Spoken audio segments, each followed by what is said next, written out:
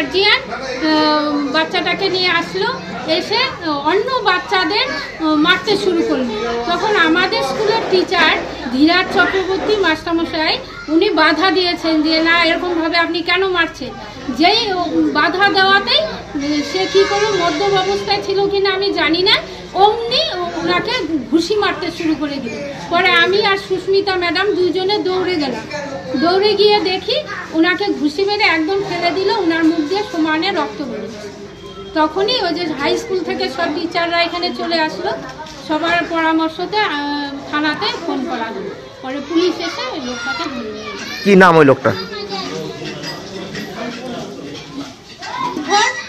কি নাম? বাপি রাজভর। আরেকজনের নাম জানো কি? কয়জন ছিল? কয়জন ছিল ওনারা? 2 জন ছিল।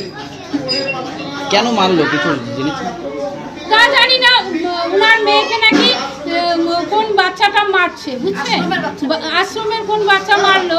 তো ওরা তো এসে স্কুলে নালিশ দেবে, মাস্টারমশাই আসে, স্যার আসে, ম্যাডাম আসে, না নালিশ দিয়ে বাড়িতে গিয়ে গার্জিয়ানকে নিয়ে আসলো।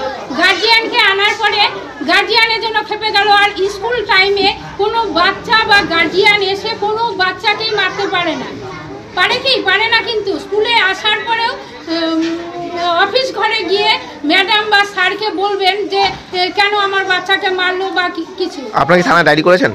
থানায় এখনো ডায়েরি করা হয়নি, করবো আর কি, এখনই লিখবো। ছিলাম, হ্যাঁ, যথারীতি দেখি 2 জন গার্জিয়ান এসে আমার ছাত্রের উপর টর্চার করছে। ওরা মদ্যপ অবস্থায় ছিল। তা আমি সামনে গিয়ে বললাম, ওদের এইভাবে মারছেন কেন?